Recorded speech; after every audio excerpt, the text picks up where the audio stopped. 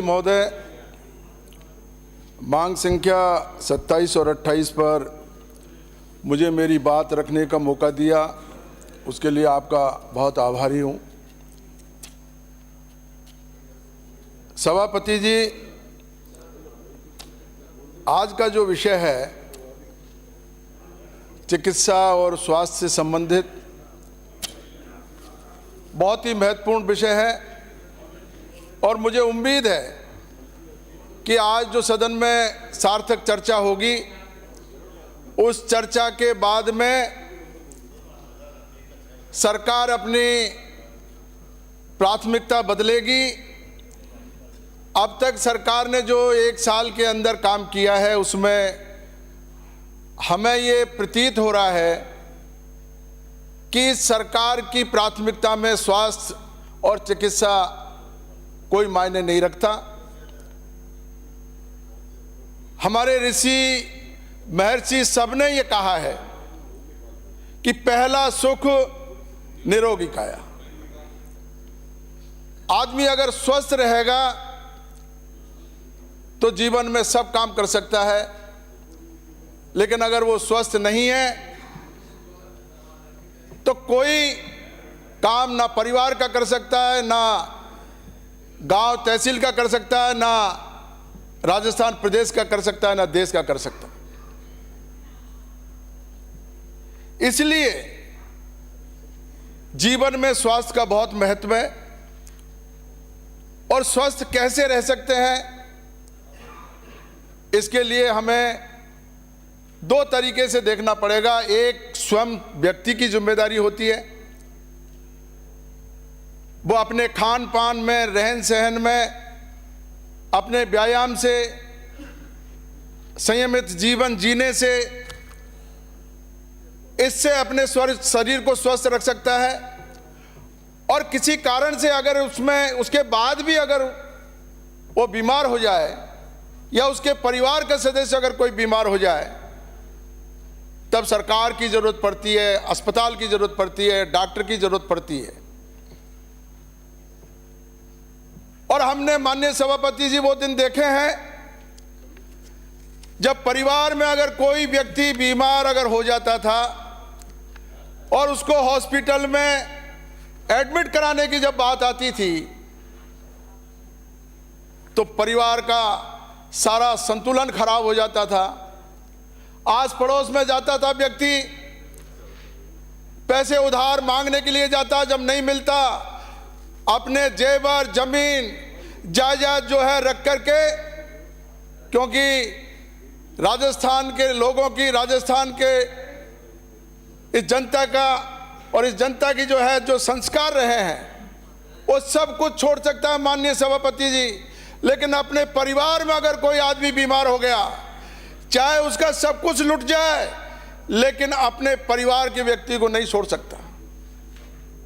इसलिए जब बीमार होने के बाद में जब उसको अस्पतालों में खर्चा होता था दवाई के लिए, तो इन सारी चीजों को मैं धन्यवाद देना चाहता हूं हमारी पिछली सरकार को और राजस्थान के लोकप्रिय पूर्व मुख्यमंत्री अशोक गहलोत साहब को। उन्होंने प्राथमिकता में सबसे पहले स्वास्थ्य को लिया और ऐसी ऐसी योजनाएं उन्होंने चलाई।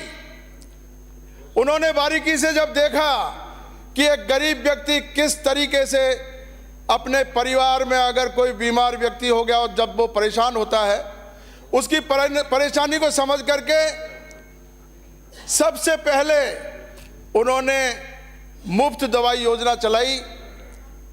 उससे पहले महिलाओं का दर्द समझा, हमारी माता बहनों का दर्द समझा और उनको प्रसव के टाइम में जो उनको परेशानी होती थी, उससे छुटकारा दिलाने के लिए जननी शिशु सुरक्षा योजना चलाई सभापति महोदय। और इन सबसे अलग हटकर के उन्होंने एक चिरंजीवी योजना, जिसमें 25 लाख तक सरकार की जिम्मेदारी पर इलाज होता था। और मैं ये बहुत हर्ष के साथ ये कह सकता हूं कि उस योजना को हमारे माननीय प्रधानमंत्री जी ने भी सराहा, पूरे देश में उसकी चर्चा हुई और पूरे देश के लोगों ने उसकी तारीफ की। माननीय सभापति महोदय, अभी कोरोना के समय जीवन की नस्बरता से हम लोग परिचित हुए। हमारे उस समय हमने देखा कि किस तरीके से लोग, हमारे जो प्रियजन थे, हर परिवार में से कोई न कोई दुखद दुर्घटना हुई और उसमें जो हम लोगों ने सामना किया, उस समय सरकार की जरूरत पड़ी और उस समय जो सरकार ने सहयोग किया उसके लिए मैं धन्यवाद देना चाहूँगा पूर्व मुख्यमंत्री जी को। और उस समय सबसे ज़्यादा मंत्री महोदय आप सदन में विराजमान हैं, अगर कोई उस समय अगर धन्यवाद का अगर कोई पात्र है, आपका नर्सिंग स्टाफ सबसे ज़्यादा धन्यवाद का पात्र है। उस समय हमारे शिक्षा विभाग के जो हमारे सरकारी टीचर थे वो धन्यवाद के पात्र हैं, छोटे कर्मचारी धन्यवाद के पात्र हैं, पुलिस के छोटे जो सिपाही लेवल के जो कर्मचारी हैं वो धन्यवाद के पात्र हैं। कोरोना के टाइम कोई बाहर नहीं निकल रहा था, उस समय उन्होंने बाहर निकल करके जनता की जो सेवा की और राजस्थान प्रदेश के लोगों को बचाया। मैं सदन के माध्यम से उनको बहुत बहुत उनका आभार प्रकट करता हूं। माननीय सभापति महोदय, अभी हमारे सरकार के साथी बहुत कई बातें अपने दावे कर रहे थे। मैं आपके दावों की हकीकत बताना चाहता हूं। न इंतजार न ही लंबी कतार, आयुष्मान कार्ड से हो रहा सुलभ उपचार, यह आपका दावा है सरकार का माननीय सभापति महोदय, लेकिन हकीकत इसके बिल्कुल विपरीत है।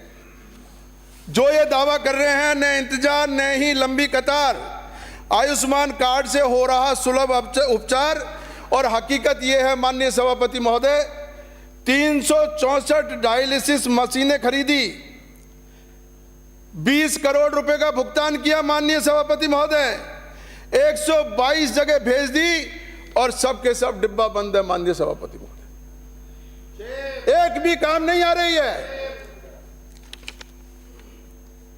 आंगनवाड़ी स्कूलों में 200 करोड़ की उड़ान योजना ढेर, सैनिटरी पैड छोटे, बेटियां ले नहीं रही, फ्री के पैड बाजार पंचायत केंद्रों में 30-30 रुपए में बिक रहे हैं। इसी तरीके से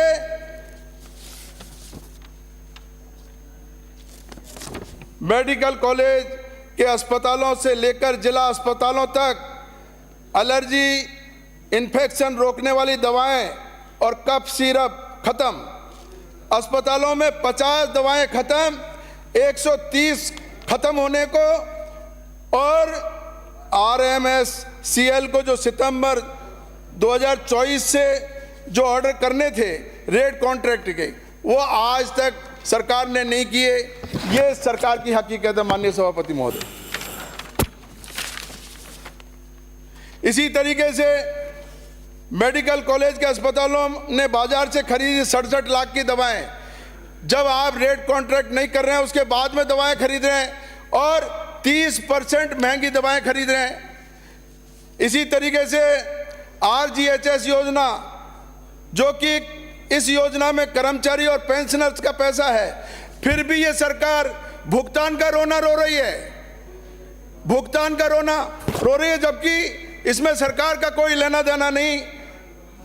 यह योजना सरकार की निःशुल्क नहीं होकर के कैशलेस मेडिक्लेम पॉलिसी की तरह वेतन में से प्रतिमाह कटौती कर संचालित की जा रही है।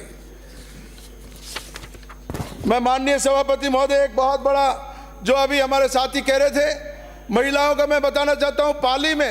पाली में घटनाएं हुई, एक प्रसूता जिसको जमीन पर पटक करके और जमीन पर पड़े हुए उसका जो है प्रसव करवाया। आपके पास बेड नहीं है, आपके पास इलाज के लिए दवाई नहीं है, आपके पास डॉक्टर नहीं है, और आप किस तरह की बातें कर रहे हैं। तो मैं आपसे ये कहना चाहता हूं, एक के बाद ये सरकार एक के बाद एक इस तरह की घटनाएं हो रही राजस्थान में, जिससे इनका स्वास्थ्य विभाग का ढांचा बिल्कुल गड़बड़ा चुका है। मैं कहना चाहता हूं माननीय सभापति, आपके माध्यम से ये सारी चीजें 4-5 जो चीजें हैं, सवाई मानसिंह मेडिकल कॉलेज में संबंध।